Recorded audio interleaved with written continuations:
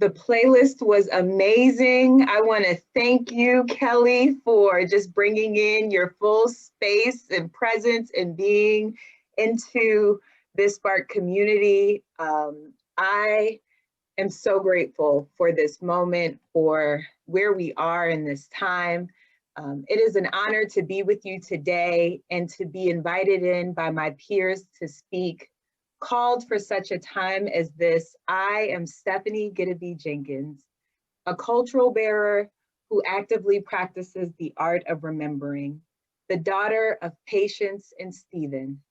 I give credit to my West African lineage for my resilient spirit and deeply rooted faith in liberation theology. I give thanks to all who sacrificed to grant me the freedom to simply be.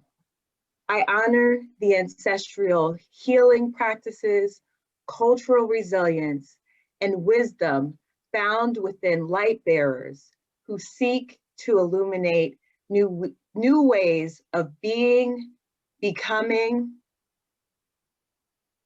and belonging. I carry with me the spirit of healers, liberators, and servant leaders.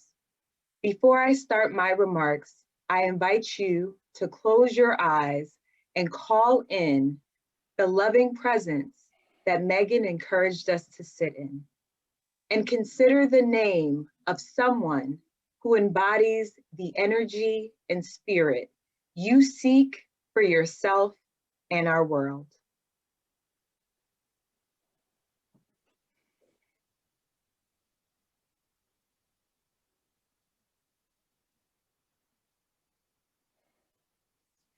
I want to begin my remarks reflecting on the journey as Maria shared earlier. 2020 was a hard contrast of truth. It offered greater clarity as it brought into focus the things we've turned a blind eye to, and a new insight for the journey. 2020 caused many of us to be broken open, to heal, refine, refocus, and restore. For some of us, it forced us to sit and see ourselves as we are, not as we perform. It brought to light the shadow self and dark spaces in our life that we've tried to hide in plain sight.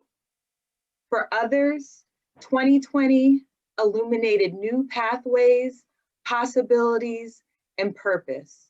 It forced us to act on the things we've said we wanted to do, but didn't have time to.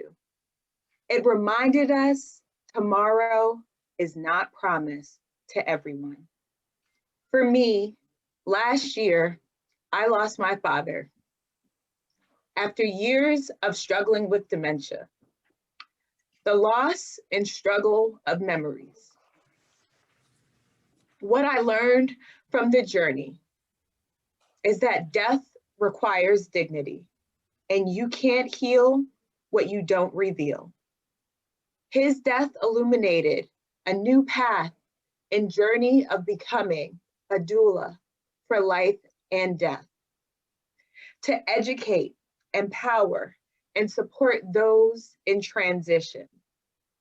The death of old ways, the death of cultural identity, the death and release of the things that no longer allow us to live life more abundantly. The transition to the Biden-Harris administration have marked a wave of change in how we perceive both the challenges of our time and the promise of our nation to confront the legacy of our past. As a member of the SPARCC Beloved community, an initiative created to center race, health, and climate, next slide, this is our moment.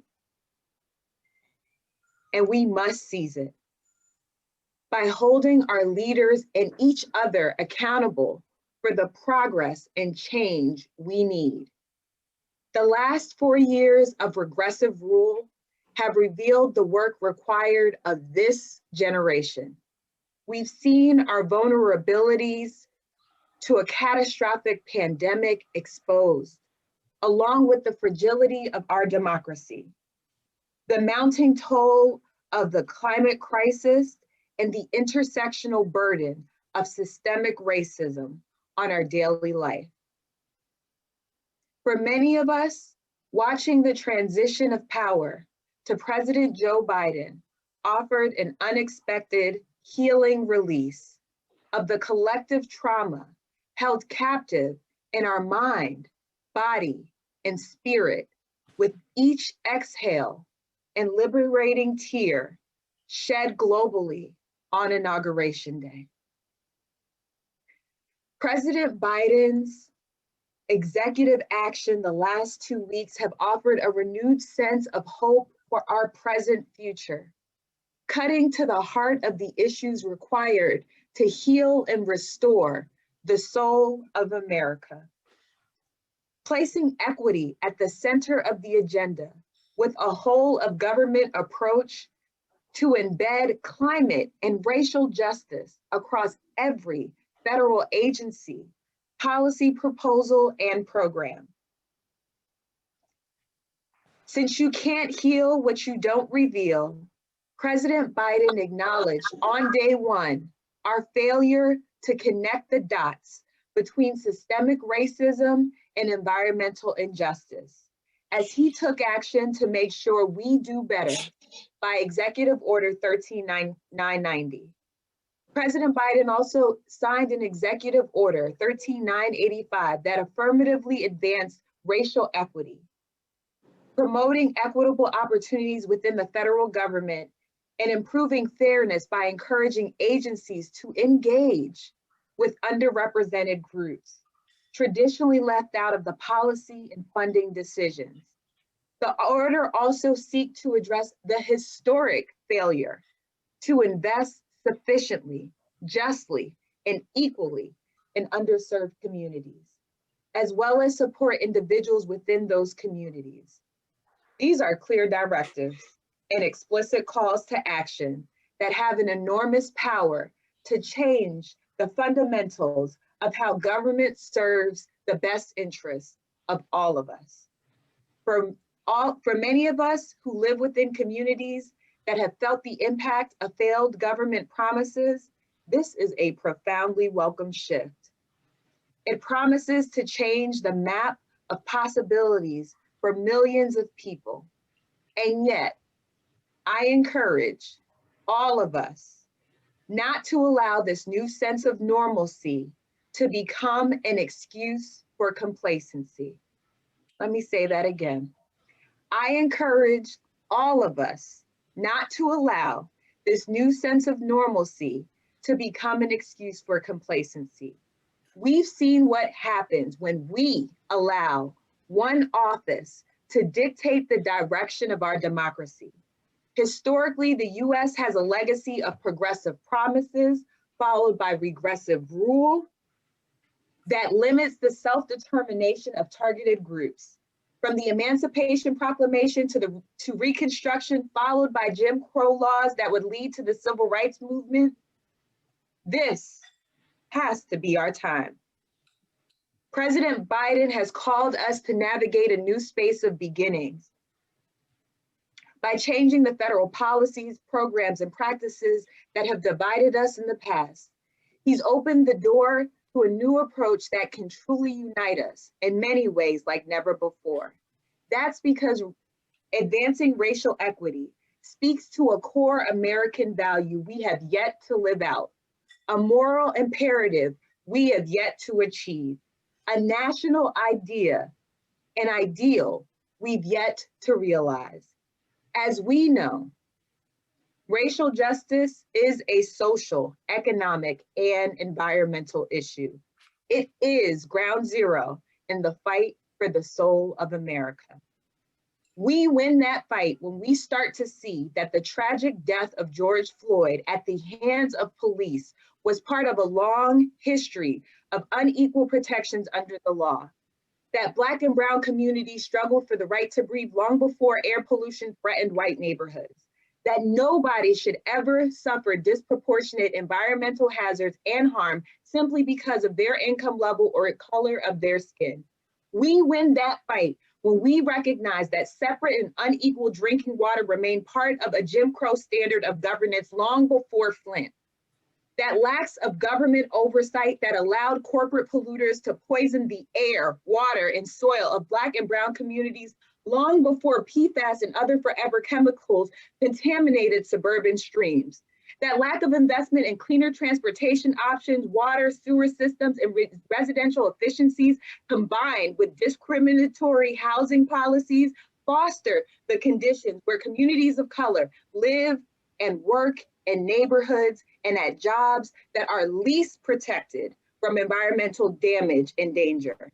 And we win that fight when we recognize the ways that climate change exacerbates longstanding social, racial, and economic inequities.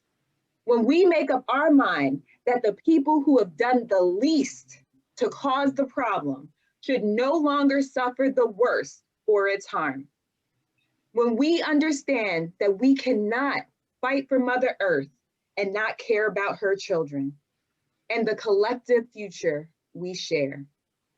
For many of us working within systems of oppression, we must remember it is not for us to hold the line of toxic patriarchy, white supremacy, and protecting the dominant culture.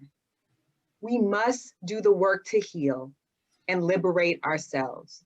We, the people, have the responsibility to hold elected officials accountable as voters, business leaders are accountable as consumers, and ourselves accountable by using our access and power to support systemic change, decolonizing our mind, and becoming better stewards of Mother Earth's natural resources. The social, economic, and environmental cost of systemic racism requires all of us to do our part in striving for a more perfect union where we all thrive. May we be the ancestors future generations will be honored to call upon. Thank you.